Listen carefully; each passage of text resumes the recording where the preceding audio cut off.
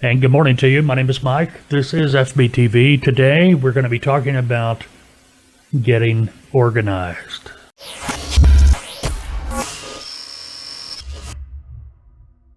Okay, first of all, if you're not organized, this is really going to be tough on you being a freight broker because you're going to have emails coming in from everywhere. You're going to have phone calls coming in. You're going to have to be organized to be more productive. I was going to say profitable, but that too, but productive is the word that's really going to fit everything.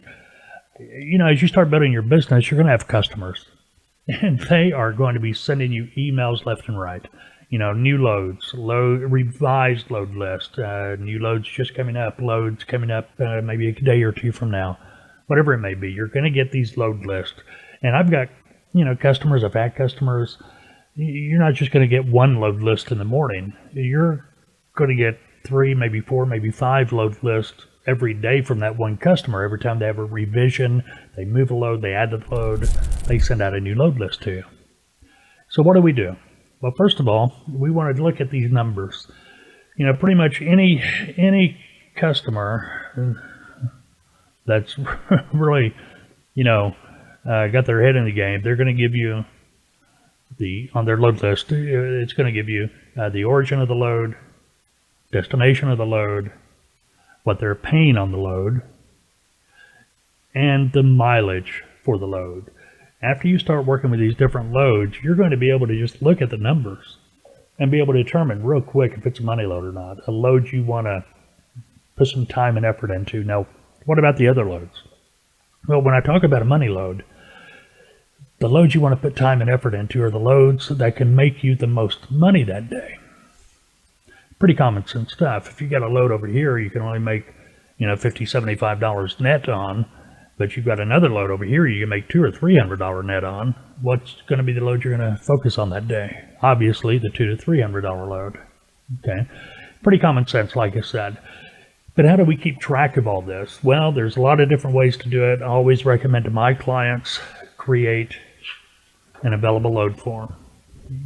Use this form for your priority loads. So that way you're writing all the money loads down. You're putting all the information on this list. What I include on my available load form is going to be the name of the shipper, commodity, equipment, what the shipper's paying me, where it's picking up, where it's delivering. And I am calculating already what I want to pay a truck to move that load. Okay, bottom line. Now remember, as a broker, you want to make a minimum of 10% net on every load. Okay, I know there's a lot of brokers out there that will not pay a commission to an agent if that net is below a certain number, be it 10% or a dollar amount. So you want to make sure you're well above that number. The miles and the weight and any other notes I may have for that load. So that way when a trucking company calls me, it's all right here, right in front of me. All I got to do is look down. All the information I need for that load is right there. So if I got a truck calling me for a load, first thing I'm going to do is look at my available load form, my priority loads for that day. If it's on there, I'm ahead of the game. All I got to do is look at it, read it off, left to right, just like a book. I'm telling them everything.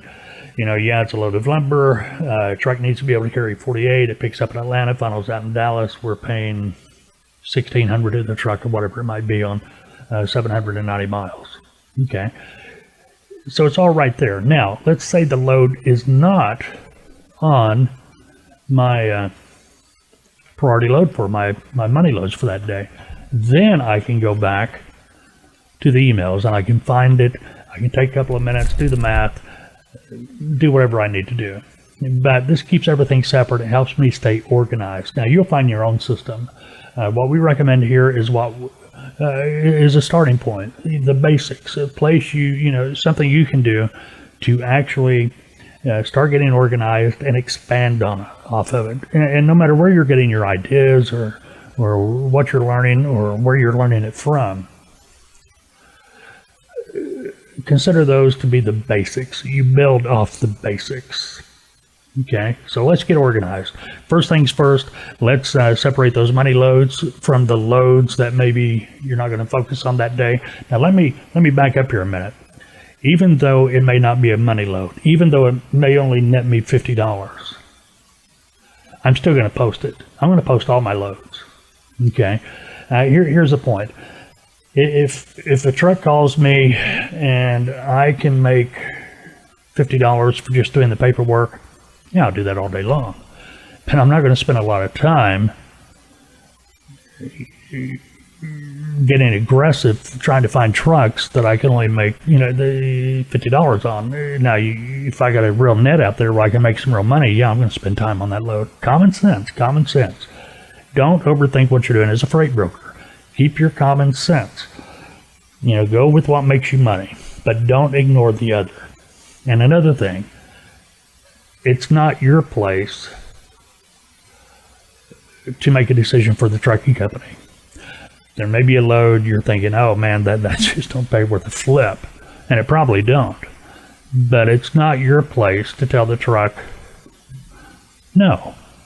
Let them decide. It's their decision if they want to take that load or not. All you can do is offer it, because that truck may be needing a load to get them to that destination, because they have a specific reason to get to that destination. They need to get there as quick as they can, and your load may be the answer. So don't look at a load and decide, I'm not going to post it because there's no way, just don't pay enough. It's not your decision. Let the truck decide.